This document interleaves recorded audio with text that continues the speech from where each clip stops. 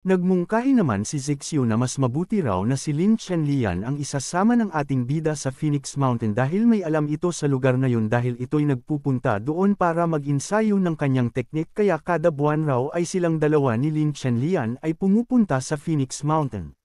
Nagsaad naman rito ang ating bida na gusto raw niyang malaman kung saang lugar kinukuha ang Chenshu fruit kaya pupuntahan niya na raw si Lin Chenlian.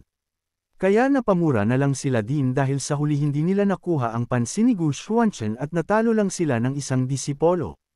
At nandoon na nga sila Lin Chenlian sa harap ng Phoenix Mountain nagsalita naman rito si Miss Lin na sa panahon raw na ito ang Spirit Beast rito ay aktibo at kung sigurado na ba raw ang ating bida na dalawa lang sila rito at hindi na sila hihingi pa ng tulong. Sinagot naman ito ni Gu Xuanchen na sapat na raw silang dalawa para raw mabilis silang kumilos.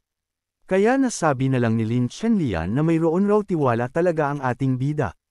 Habang sila'y naglalakad doon, nandito naman rito si Lin Chin nagmamasid sa kanila at minura naman niya si Gu Xuanchen sa kanyang pag-iisip sa kadahilanan dahil sa taong ito nakatamo ang Lin family ng malaking pagkatalo. Dagdag pa niya na kapag raw nasa Zilwa Academy sila ng ating bida ang kanya raw Lin family ay walang magagawa rito at ngayon raw ay nasa labas na ito at wala raw makakaalam kung mamatay sila rito o mabubuhay kaya hindi niya sila hahayaan. Pinahinto naman niya si Gu Xuanchen dahil napansin niya na parang may mali raw rito. At nagsabi si Lin Chenlian na kahit raw noon ay aktibo ang mga spirit beast ay mayroon pa ring mga tao rito ngunit ngayon wala raw siyang nakikitang tao. Nagsalita naman siya na mayroon raw siyang narinig na gumagala na beast sa layo ng 10 milya. Sa kanilang paglalakbay doon napaisip na lang ang ating bida na may naramdaman raw siya rito na isang aura na magkahawig o magkatulad sa kapangyarihan ng law ng Monster Clan at dapat raw ang mga spirit beast rito ay nagkakakultivate ng kapangyarihan ng heaven.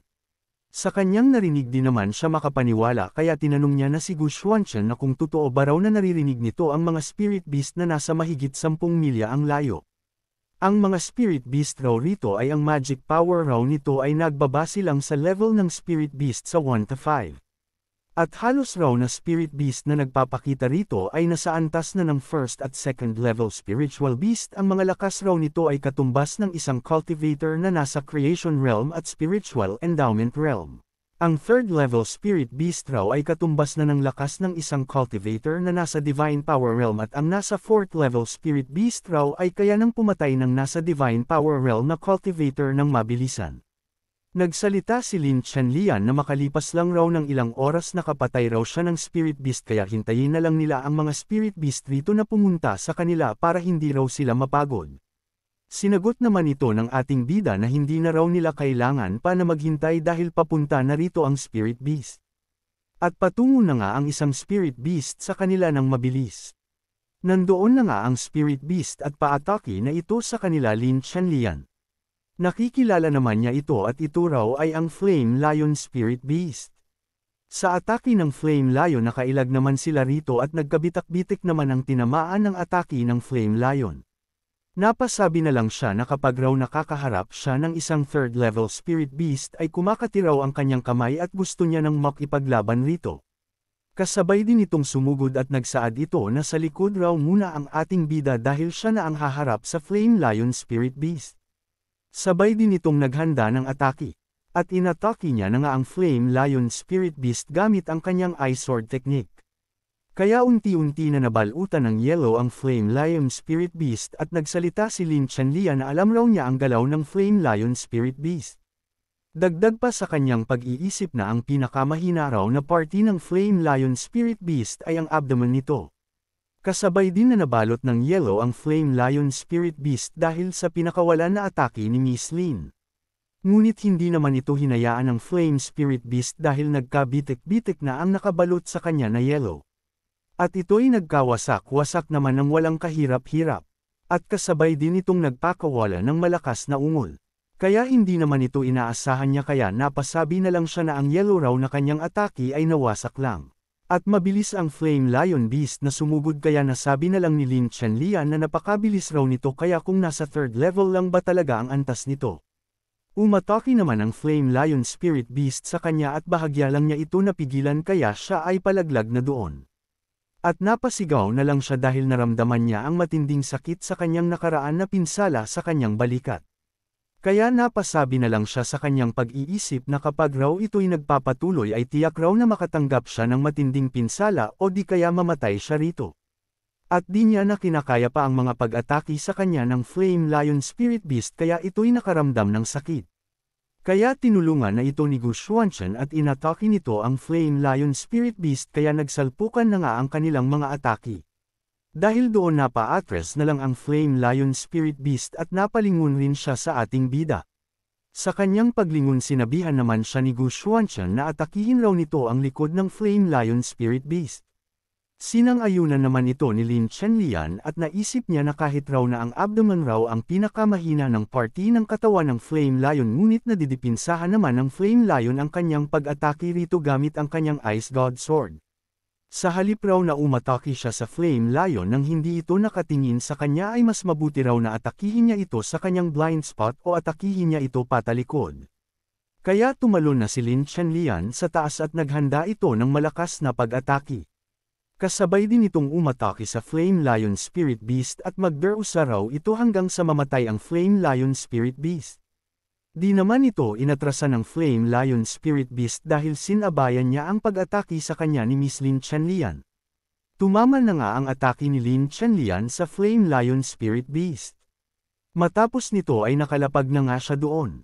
At kasabay din na bumagsak at natalo na ang Flame Lion Spirit Beast. Kaya bumaba na ang ating bida mula sa puno na kanyang tinutungtungan.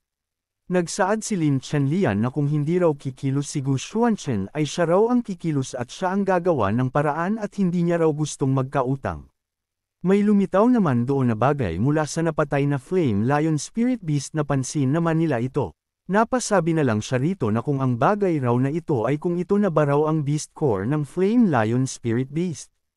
Kinuha naman ito ng ating bida at pinagmasdan niya ang Beast Core. Habang hawak-hawak niya ang Beast Core ng Flame Lion, napatanong na lang siya na kung saan ba raw ito gagamitin. Sinagot naman siya ni Lin Chenlian na kahit raw nasa 3rd level lang raw ang Flame Lion Spirit Beast ay maganda naman ang Beast Core nito at maganda raw itong gawing alchemy materials.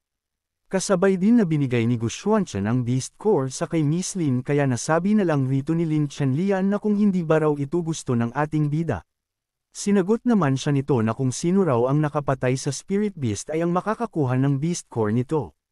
Napaisip naman rito si Lin Chenlian na kung hindi raw siya tinuruan ng ating bida tiyak raw na sobrang nahirapan na siya sa paglaban sa Flame Lion. Dagdag pa niya na wala raw ano-ano binigay niya ang Beast Core sa kanya nang walang salita-salita. Nahuli naman siya dahil siya ay nag-iisip pa kaya napasigaw na lang siya sa kay Gu Xuanchen na hintayin raw siya ng ating bida at napaisip pa ito na si Gu Xuanchen raw ay napaka-special. Nagmamasid naman ang may kagagawa na paglakas ng Flame Lion at nasabi na lang nito na namatay raw nila Lin Chenlian ng Flame Lion kaya may sapat raw silang lakas. Ngunit hindi na raw ito mahalaga dahil gagawin naman niya ang kanyang susunod na plano at ito pala ay si Lin Qin na nagmamasid lang sa galaw nila Gu Xuanchen. At nakapunta na nga sila sa mayroong talon. Habang si Lin Chenlian ay naramdaman niya naman ang kanyang nakaraan na pinsala sa kanyang balikat. Napansin naman ito ni Gu Xuanchen. Napaisip siya na hindi dapat silang gabihin rito dahil makaharap sila ng mga Spirit Beast rito kaya wala raw silang dapat na sayangin na oras at magmadali na silang umalis rito. Ngunit nabigla naman siya sa ginawa sa kanya ng ating bida.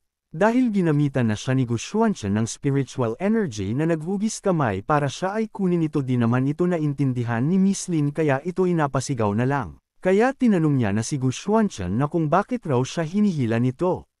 Sinabihan naman siya ng ating bida na ang lugar raw na ito ay malapit sa tubig na mayroong malakas na spiritual energy kaya mabuti raw na mag-ensayo rito at mapagaling ang pinsala ni Lin Chenlian. Kaya nabigla naman siya rito at napasigaw na lang na kung ginawa lang ba raw ito ng ating bida para siya ay mapagaling rito. Nagsalita naman rito si Gu Xuanchen na kapag raw nakaharap sila ng laban ay hindi niya raw gusto na madistract siya o di niya gusto ng pabigat. Namula naman siya rito dahil mali ang kanyang pagkaintindi sa pinaggagawa ng ating bida. Kaya sa kaso raw na ito ay kailangan raw niya na gamitin ang spiritual energy rito para magamot niya ang kanyang pinsala. Kaya naghanda na si Miss Lin para mag-cultivate rito.